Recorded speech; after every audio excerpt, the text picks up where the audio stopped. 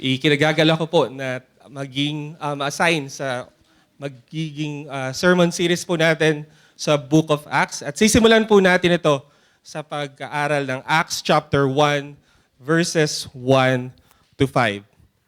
Samahan niyo akong basahin ang banal na salita ng Diyos. Verse 1. In the first book, O Theophilus, I have dealt with all that Jesus began to do and teach until the day when he was taken up. After he had given commands through the Holy Spirit to the apostles whom he had chosen. He presented himself alive to them after his suffering by many proofs, appearing to them during 40 days and speaking about the kingdom of God. And while staying with them, he ordered them not to depart from Jerusalem, but to wait for the promise of the Father, which he said, "You heard from me, for John baptized with water, but you will be baptized with the Holy Spirit not many days from now."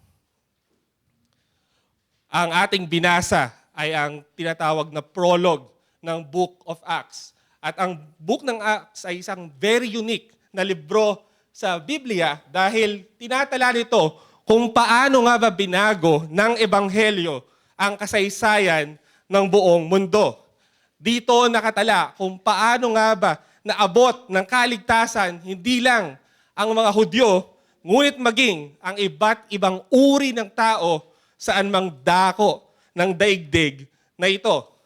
Humanly speaking, Acts is a story about sa isang maliit na grupo na binubuo ng mga simple na mga mangingisda, mga walang formal na edukasyon, hindi nagseminaryo, pero matagumpay nilang naibahagi ang mensahe ng Panginoong Hesukristo.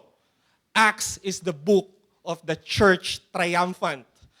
Ang tagumpay ng Iglesia ng Diyos ang makikita natin sa aklat na ito. Kaya masasabi natin that this book is actually very significant. Imagine kung wala yung book ng Acts sa New Testament, if we only have the gospel and the epistles, it would actually evoke in us yung confusion in reading the New Testament. Isipin natin kung wala ang libro ng Acts, maraming katanungan at magdudulot ito sa atin ng maraming kalituhan. Imagine na binabasa mo yung Book of John chapter 21 at after nun ay kasunod na agad yung Romans, you will read about a man named Paul na nagpapakilalang apostle na hindi man lang nabanggit sa Gospels.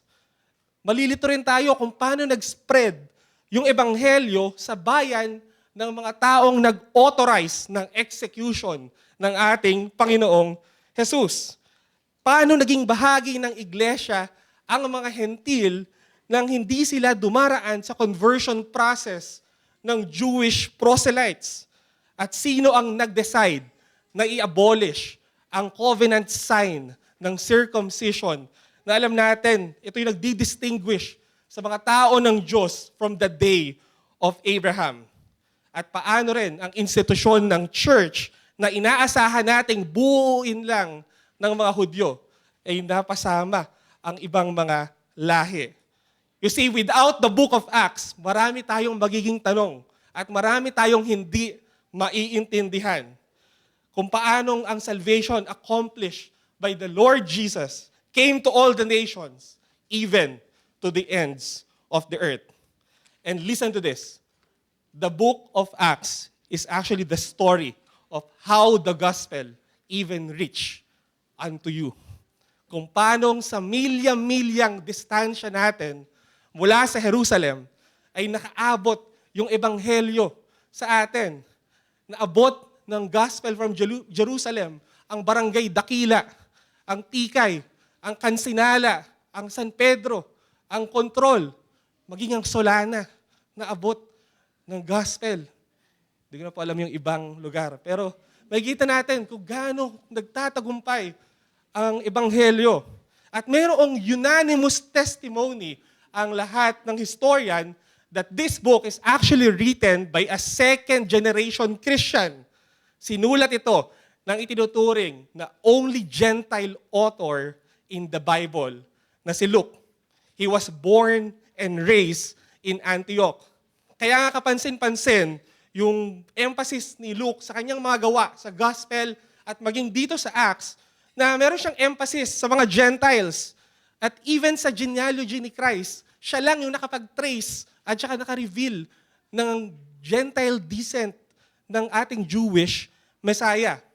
At isipin nyo, sa 4 na evangelist na nagsulat ng Gospels, siya lang ang nagtuloy ng pagkikwento matapos yung pangyayari ng muling pagkabuhay ng Panginoong Hesukristo. He will carry the narrative beyond the resurrection into the early decades of the church's mission.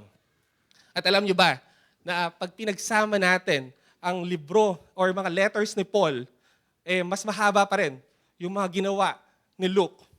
Kahit i-combine natin lahat ng epistles of John at maging yung Revelation, mas marami pa rin yung pahina na isinulat ni Luke. Actually, a quarter of the New Testament ay nanggaling sa kanya.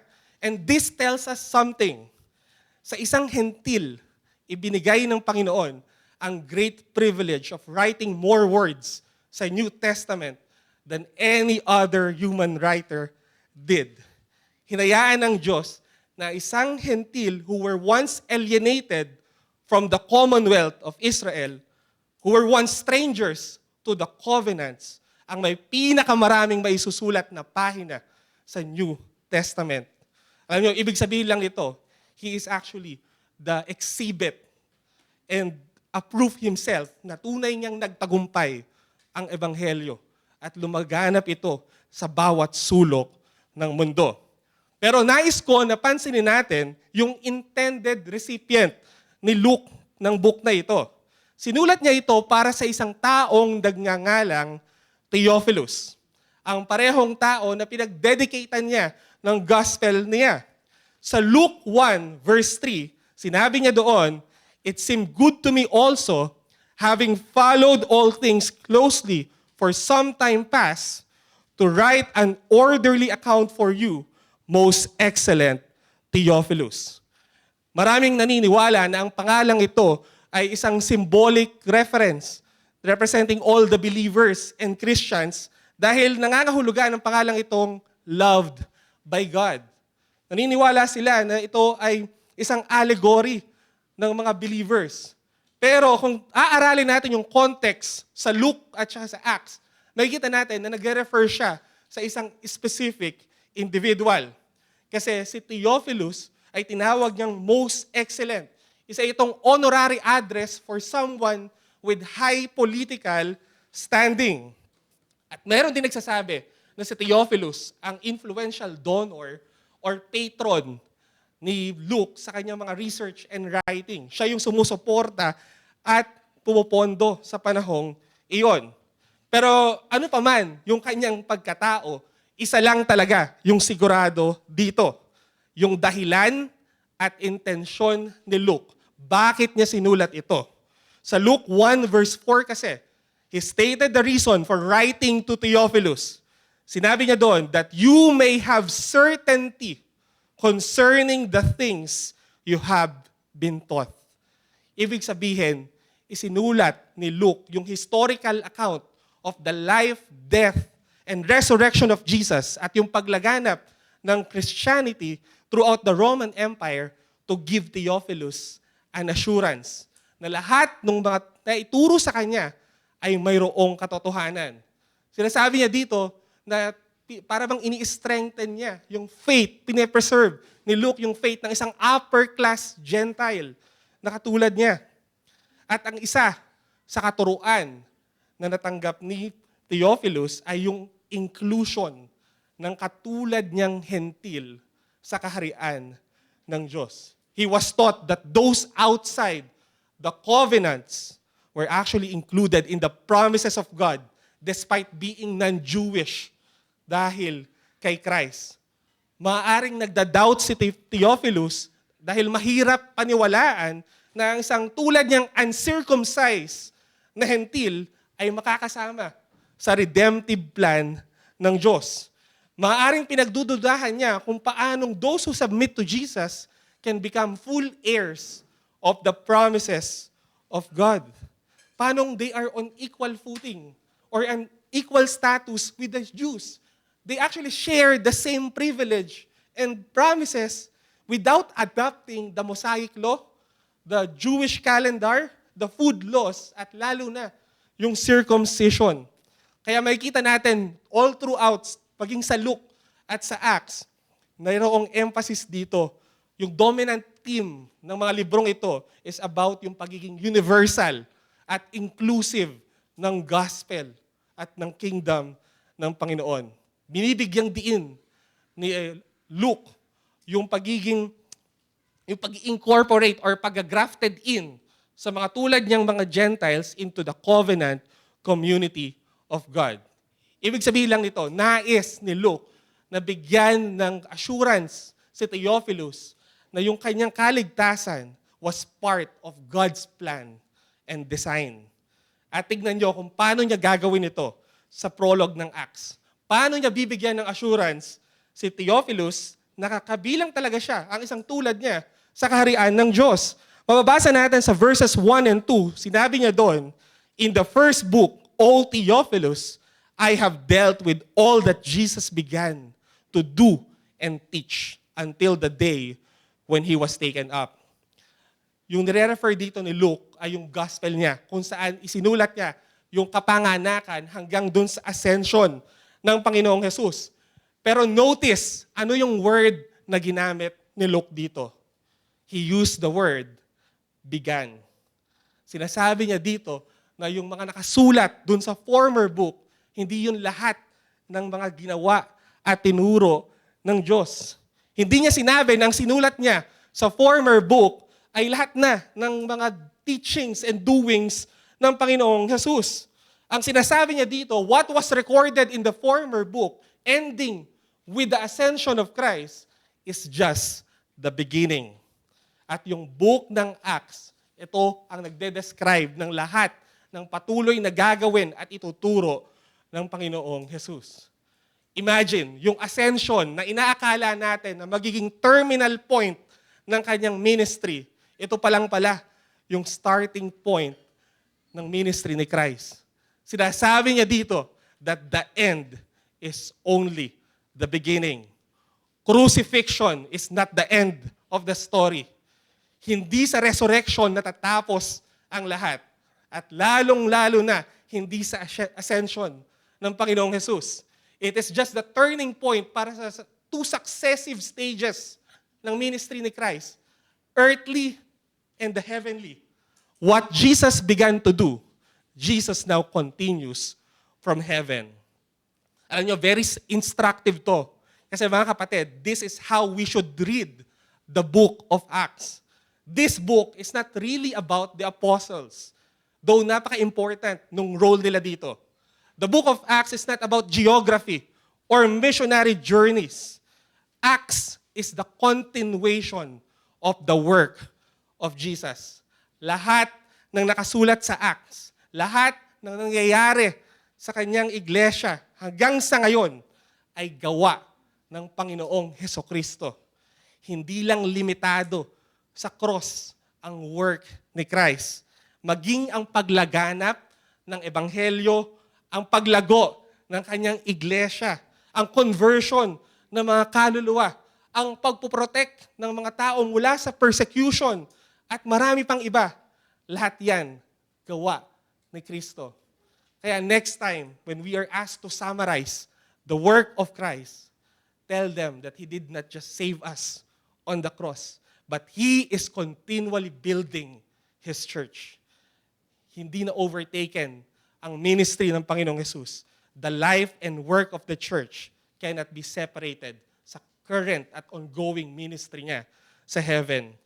At ito nga, yung katotohanan ginamit niya to assure ang isang tulad ni Theophilus ng kanyang lugar sa kingdom. Because of the continuity of the ministry of Christ, our place in God's redemptive plan is not a possibility, but it is a guarantee. Dito natin ito-draw yung message natin ngayong hapon that the continuing ministry of the ascended Christ in His church assures His people even more of their inclusion to His kingdom. Ang nagpapatuloy na ministeryo ng Panginoong Hesus sa kanyang iglesia ay nagbibigay ng lalong kasiguraduhan sa ating mga mananampalataya na kabilang talaga tayo sa kaharian ng Diyos. Lahat ng ginagawa niya sa nakaraan, sa kasalukuyan at sa hinaharap, lahat yan nag-aabibigay sa atin ng confidence. Lalo yung mga tulad nating non-Jewish, mga strangers of the covenant and of the promises of God. I-interpret pala natin dapat lahat ng movement, lahat ng progress, lahat ng advancement sa iglesia ng Diyos para mas maging confident at assured tayo na parte tayo ng salvation plan ng Panginoon. Kaya pala, every time that a new soul is converted, mas lalo dapat tayong maging confident na bahagi talaga tayo sa kaharian ng Diyos kasi may isang kaluluwa na tulad nating mga makasalanan ang niligtas at nakakilala kay Jesus. When a new church is being planted, ina-assure tayo nito at indikasyon nito na lumalaganap ang ebanghelyo na nagliligtas at walang pinipiling pagkatao. Every time that a missionary is being sent out and commissioned to go to a foreign land, nagiging confident tayo that he will proclaim the gospel sa mga tribes where Christ is unknown at matatawag yung mga hinirang ng Diyos sa kaligtasan sa lugar na yon. And every time sa prayer meeting na may mga people group tayo na pinagpe-pray at nabalitaan natin yung advancement or progress nila, yung mga indigenous people, yung mga remote areas, dapat nag-encourage tayo at na-assure tayo lalo na lumalaganap ang ebanghelyo sa lahat ng dako ng mundo. When a new pastor is ordained, it should give us confidence kasi alam natin na lumalago at dumarami ang bilang ng mga nananampalataya sa Panginoon. Kapag nadadagdagan ng mga bagong miyembro ang church, it gives us assurance dahil patuloy pala na tumatanggap ang Panginoon sa kanyang kaharian. At lahat yan, part yan ng continuing ministry ni Christ. All of this gives us greater confidence that our salvation is part of God's plan. Kaya at times, kapag nadi-discourage ka, tulad ni Theophilus, that you are part of God's kingdom, you have to look outside of yourself. And you have to look sa mga glorious and wonderful things na ginagawa ng Panginoon sa kanyang iglesia. Panahon na para alisin natin yung mga paningin natin sa ating mga sarili. Katulad ng sinabi ni Pastor Ramin kanina, yung inward looking natin. At mas itutok natin ang ating atensyon sa mga ginagawa na patuloy ni Kristo. At alam niyo, pag ginawa natin to, hindi lang assurance yung makukuha natin. Magkakaroon tayo ng encouragement at renewed passion sa kaharian niya. And then later on, marirealize natin na malawak pala at malaki yung gawain sa kaharian ng Panginoon. That there's so much more to your Christian life than yung mga issue at conflict mo sa iyong mga kapatiran. That there's so much more sa Christian life, sa mga sins at struggles na pinaglalabanan mo. Darating yung time that you will regret the energy, the time at yung mga lakas na naubos mo sa mga bagay na wala naman palang material or eternal value rather. Ikahihiya mo yung mga panahon na ginugol mo in indulging sa mga favorite sins mo instead of using that para sa ikalalago ng kaharian ng Diyos. Marirealize natin, napakalawak at napakadaming oportunidad ang naghihintay sa atin. Maraming katulad ni Theophilus na hindi nila alam na pabilang sila sa kaharian ng Diyos. Maraming katulad ni Theophilus na kailangan ng encouragement at assurance that they are part of God's salvation plan. Kaya nawa yung mensahe natin ngayong hapon will give us assurance na hindi lang we are part of God's kingdom, but also conviction and renewed passion to participate in the continuing ministry of Christ sa kanyang iglesia. At yung query natin dito, makikita natin yung mga paraan. No? In what ways does the continuing ministry of Christ in His church assures us even more of our inclusion in the kingdom of God? Makikita natin may dalawang way. There is a command to share the gospel to the Gentiles, and there is a commitment to give the Holy Spirit to the Jews. Again, there's a command to share the gospel to the Gentiles and a commitment to give the Holy Spirit to the Jews. Sa verses 1 to 2, in the first book, O Theophilus, I have dealt with all that Jesus began to do and teach until the day when He was taken up, after He had given commands through the Holy Spirit to the apostles whom He had chosen. Yung command na sinasabi ni Luke dito ay nagre-refer siya doon sa command na binigay ng Panginoong Jesus before He ascend to heaven. At matatagpuan natin yan sa Luke chapter 24, verse 47. Sinabi doon, and that repentance for the forgiveness of sins should be proclaimed in His name to all nations beginning from Jerusalem. Pansinin natin yung kautusan, no? Ang kautusan dito ay ibahagi ang ebanghelyo to all nations. Hindi lamang sa bayan ng Jerusalem o sa kapwa nila, Jew. Kumbaga yung all nations dito, it represent lahat ng uri ng tao at ganoon din yung lahat ng bansa o dako ng mundo. At alam nyo, napaka-consistent nito sa prospect sa ibang mga accounts. Sa Matthew 28, verse 19, go therefore and make disciples of all nations. Sa Acts 1, verse 8, but you will receive power when the Holy Spirit has come upon you, and you will be my witnesses in Jerusalem, in all Judea and Samaria, and to the end of the earth. Lahat yan nagre-refer sa lahat ng tao at dako ng mundo. Now, bakit nagbibigay ng assurance yung command na ito sa bawat mananampalataya?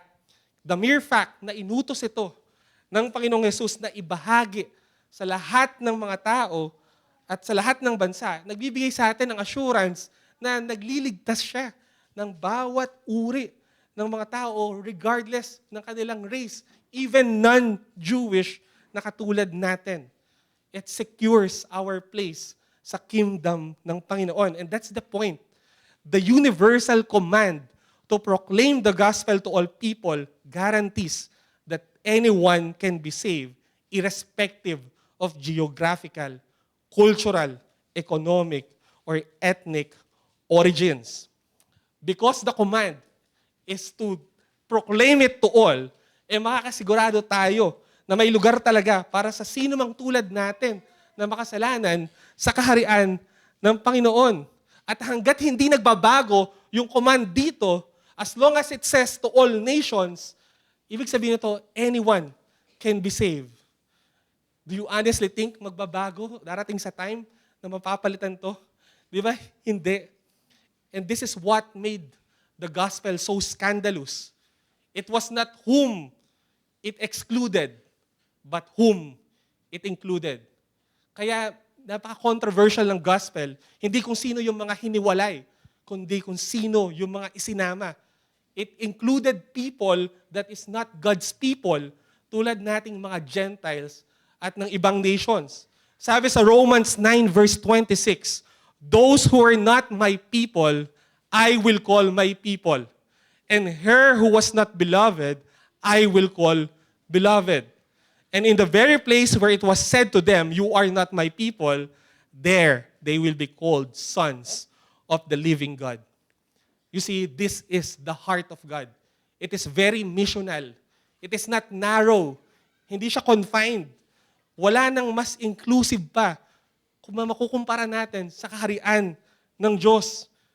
At it tells us that we should have the same heart. No? We should not have a narrow or confined heart pag nag-witness at nag-mission tayo. Yung complete inclusion nating mga Gentiles at yung universal scope ng salvation, it calls us to engage sa evangelism that transcends all barriers, any kind of barriers. Kailangan nating i-embrace ang diversity at inclusivity sa ating mga outreach. We are commanded to proclaim the gospel to anyone, regardless of their geographical, cultural, economic, or even the social status. Lahat, whether male or female, rich and poor, whether mga disadvantaged na mga individuals, kahit yung mga socially unacceptable, kahit yung mga diverse ang background at iba pang social categorizations, kahit ano pa man yung condition, kahit ano pa yung habit, yung disposition, kahit ano yung records niyan ng nakaraan, kailangan nating i-proclaim ang ebanghelyo to the people from every nation, tribe, and tongue. At yung all nations dito, ibig sabihin, we have to proclaim the gospel even sa pinakakinakainisan mong katrabaho. It means i-share mo ang gospel sa mga kamag-anak na ayaw mong makahalubilo at yung mga tao na hindi mo nakakasundo. Bantayan nating mabuti yung mga hearts natin. Baka tayo pa mismo yung may narrow na puso para sa mga tao. Dapat sinashare natin yung wideness ng heart ng Panginoon. It should be proclaimed to all at hindi dapat natin pinipili lang o sa ibang tao lamang. Tandaan natin, the gospel was not our exclusive possession. It was for all people.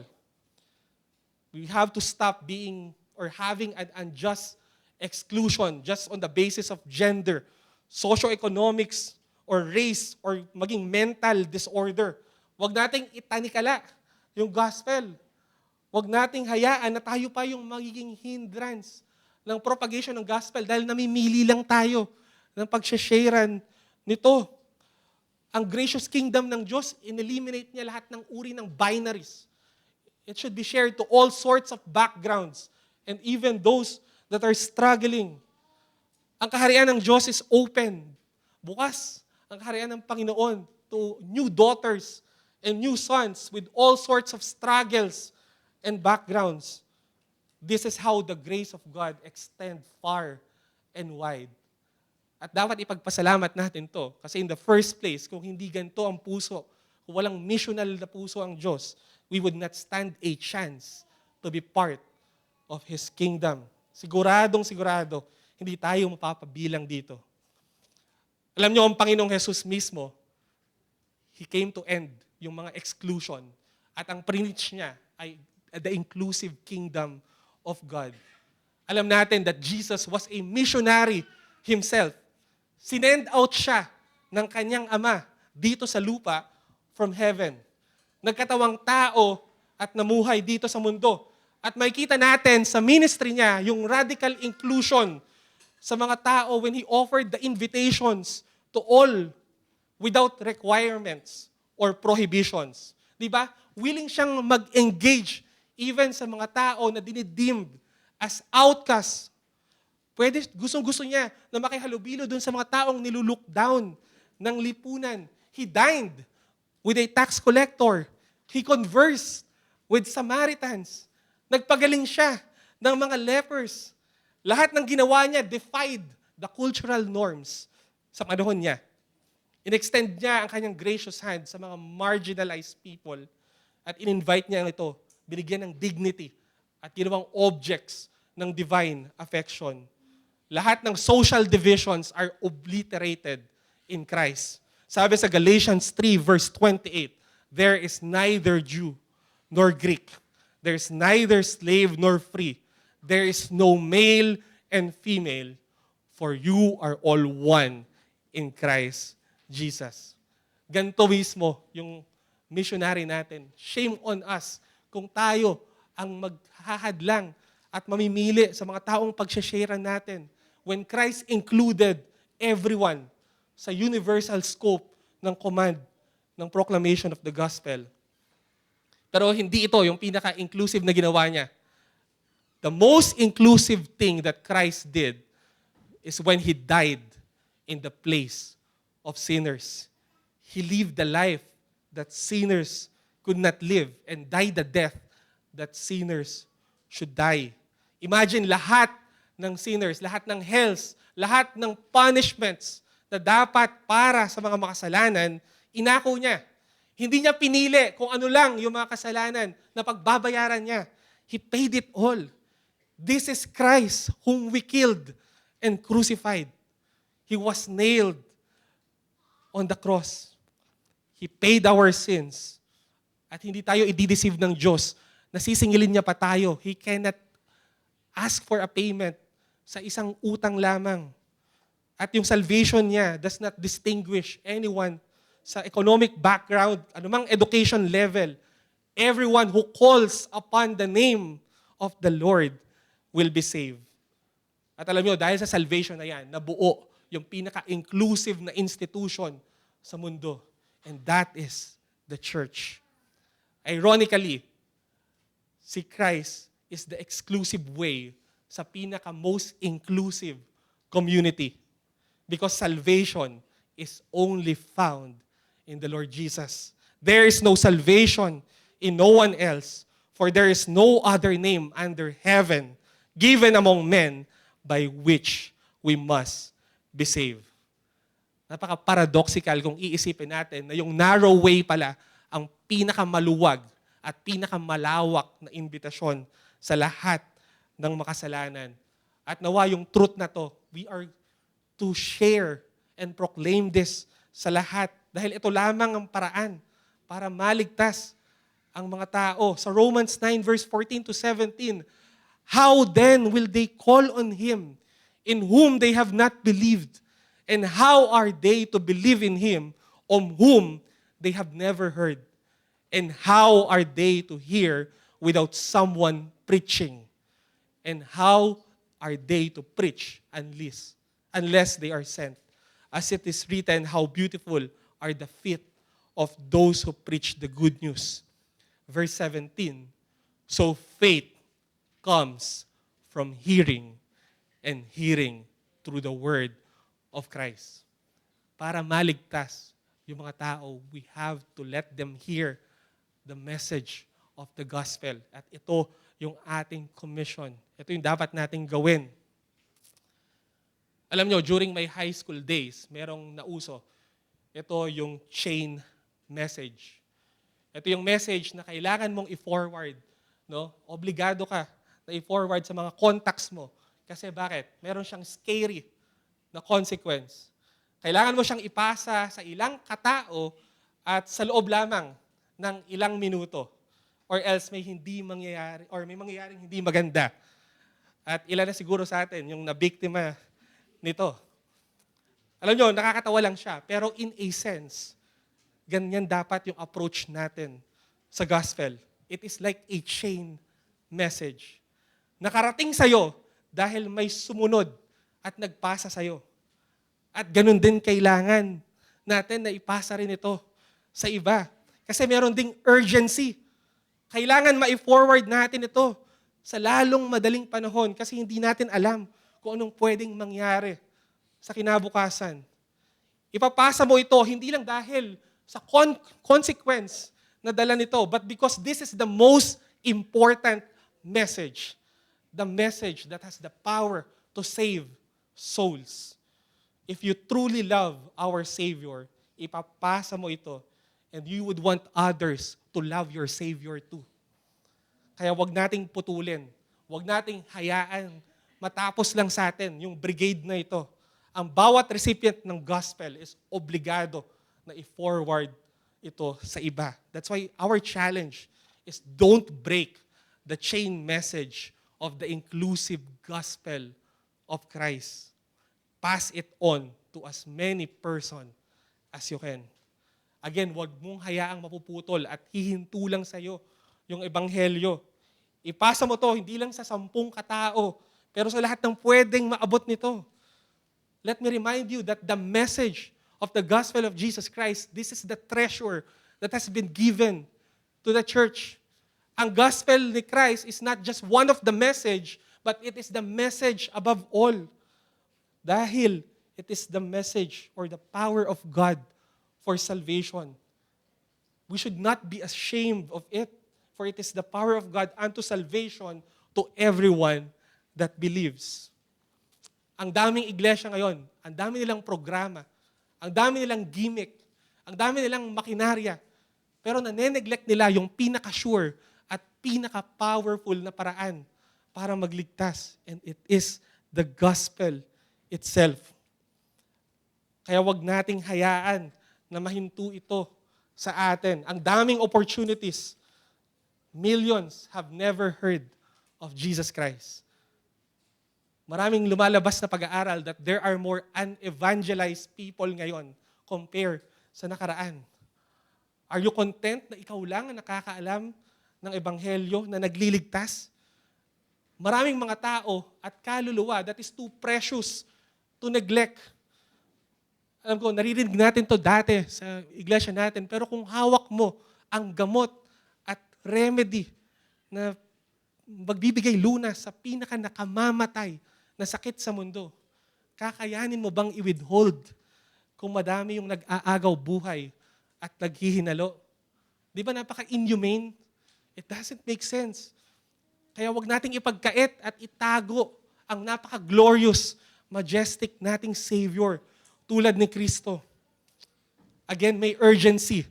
Katulad nung inaawit natin, there are unnumbered souls na namamatay and pass into the night. Sa recent statistics ng Joshua Project, meron daw 7,282 people groups na hindi pa naabot ng kahit anong mission, kahit sinong missionary dito sa mundo.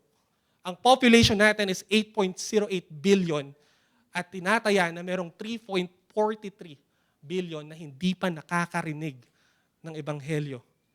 At kung iisipin natin, kung hindi maririnig ng 3.43 billion na tao nito yung gospel sa lifetime nila, that's an additional 3.43 souls in hell.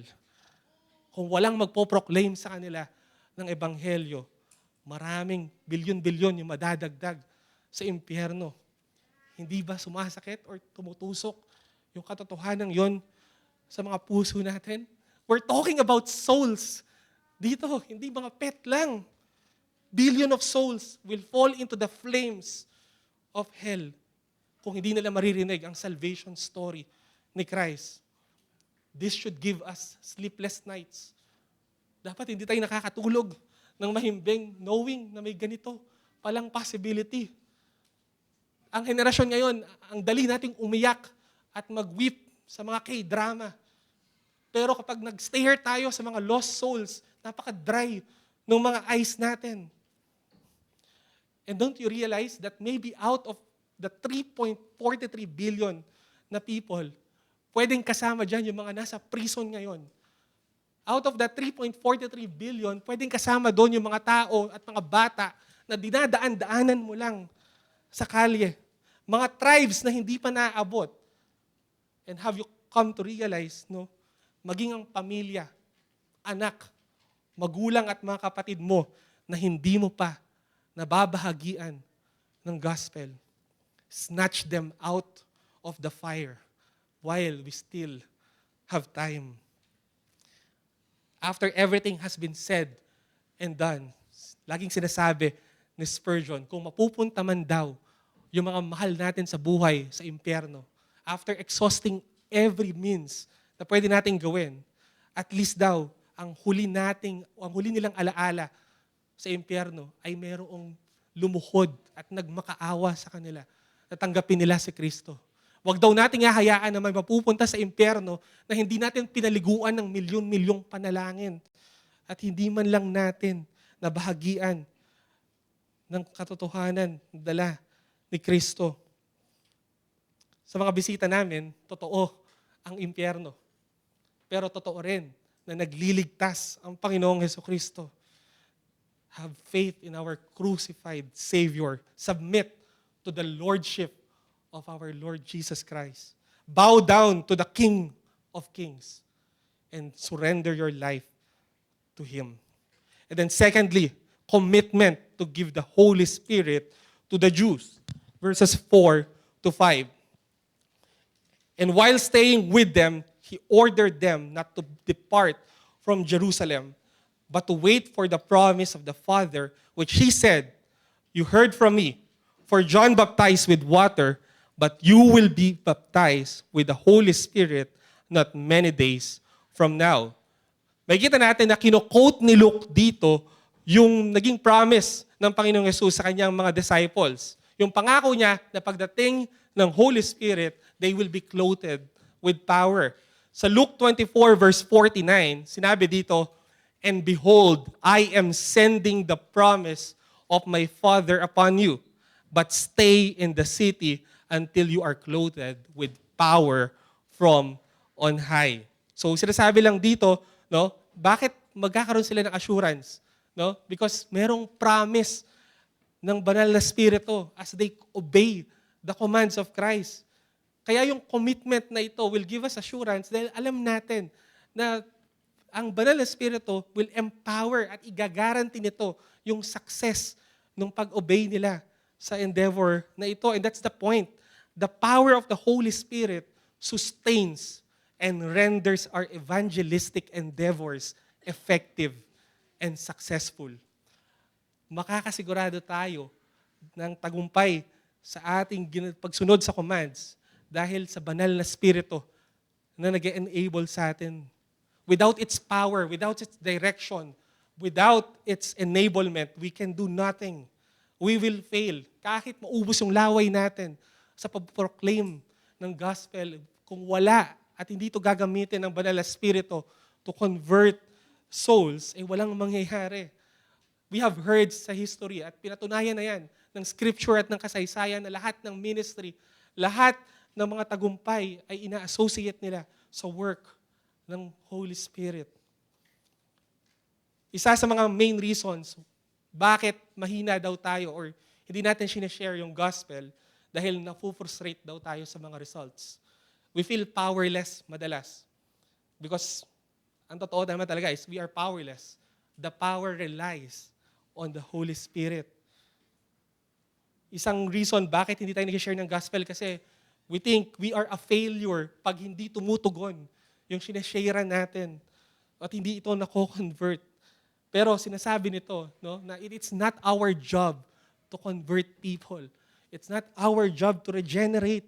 No, our job, what is our mandate? It's just to proclaim it. And di ba, mas mawawala yung burden sa atin, mas mamomotivate tayo. Kasi yung pagliligtas is something that we cannot do. It is impossible on our own. The Holy Spirit, siya ang hope ng mga missionary, ng mga nag-share ng gospel. We are very sure na may maliligtas kapag ginawa natin ang ating mga ministeryo through the Holy Spirit. Naiintindihan yan ng mga disciples. Kaya nakita nyo dito, instead of doing or instead of going or gawin na nilang nila yung gusto nilang gawin on their own, ang ginawa nila, they were content to wait for it and stay doon sa city hanggat wala yung Holy Spirit, yung pinangako ng Father. At alam nyo, napaka-instructive sa atin nun, sa ating mga mananampalataya. Ibig sabihin pala nun, it would be better na maghintay tayo kaysa kumilos o magsimula tayo ng gawain ng walang paggabay ng Holy Spirit. That's our challenge. It is better for you to pause and wait than doing any work without the aid of the Holy Spirit. Never dare to start a work without pleading for the empowerment ng Banal na Espiritu. Never start a ministry na hindi mo niluhod at binabad sa panalangin. Never start a work not until you are sure and confident that you have the Holy Spirit with you. Better to not do anything without the guidance of the Holy Spirit because it is bound to fail if you are going to do it on your own. Mabuti pang maghintay at manalangin ng matagal bago natin simulan ang anumang gawain nang wala ang kapangyarihan at tulong ng banal na Espiritu. Let us wrestle with God and labor in prayers na i-equip niya tayo ng Holy Spirit before doing any work. The power behind the witness and the mission is the Holy Spirit.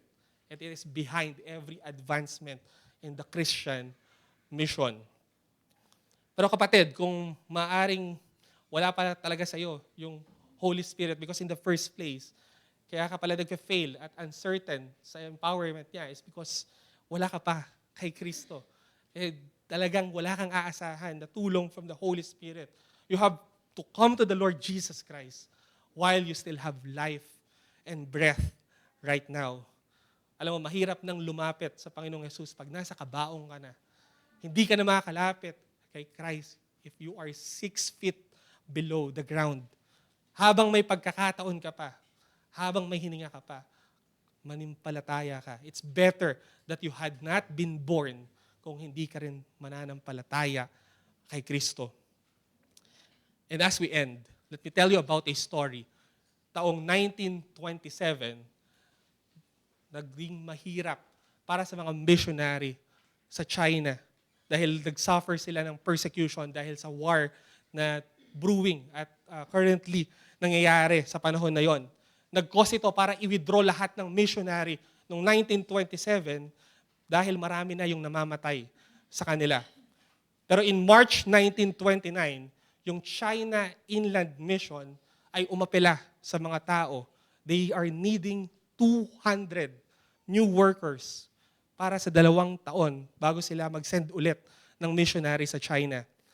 Sabi nung UK director nila, nung umaapela siya, sabi niya, "This call of need, of urgency, has come for 200 men and women in 2 years. And it must be met. 200 men and women who know and love the Lord Jesus Christ as their personal Savior and who share the Lord's passion for souls. Men and women who believe that the gospel of Christ is still the power of God unto salvation to everyone that believeth." At narinig yung appeal na ito ng isang Anglican bishop at isang missionary by the name of Frank Houghton. Yung heart niya was broken at tumulong siya dun sa pag-raise, no? Yung pagka-appeal sa mga tao na sumama sa China. Pero ginamit niya ang music. Sinulat niya yung hymn na Facing a Task Unfinished. And then after 2 years, by 1932, 2 years later, 203 workers yung ipinadala nila sa China. At alam nyo, doon nagsimula yung growth ng bansang ito. The church has grown from 750,000 Christians in the 1930s. At ngayon daw, tinatayang 80 million ang Christian because of this mission. We need men and women na katulad ng sinasabi ng director dito. We need men and women who know and love the Lord Jesus Christ as their personal Lord and Savior. We need men and women that share the Lord's passion for souls. Mga tao na naniniwala na ang kapangyarihan ng pagliligtas ay ang ebanghelyo ng Panginoong Jesus. Are you ready to face the unfinished task? Are you willing to renew your pledge before the throne? The solemn pledge that we owe Christ to go and make Him known. We have to bear the torch that's flaming and willing to give our lives in proclaiming that Jesus died and rose. Let us close in prayer.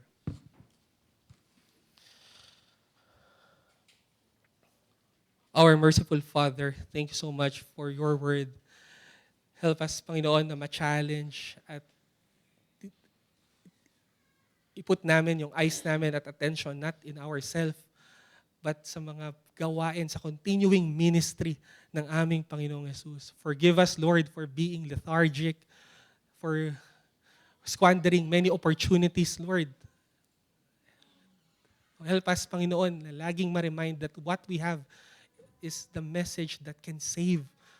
Hindi anong gimmick, anong salita or anything pa, Panginoon, na mga kaparaanan, ang pinakasigurado ay ang ebanghelyo because it is the power of God unto salvation. Lord, wag mo hayaan na itong mga natutunan namin ay magnanatili lang sa aming mga isipan. Lord, compel us, call us to action, Panginoon. there are unnumbered souls na namamatay and pass into the night. Nawa, ma-feel namin yung urgency at may apply namin ito sa aming mga buhay. Be glorified, Panginoon. We ask this in Jesus' name. Amen.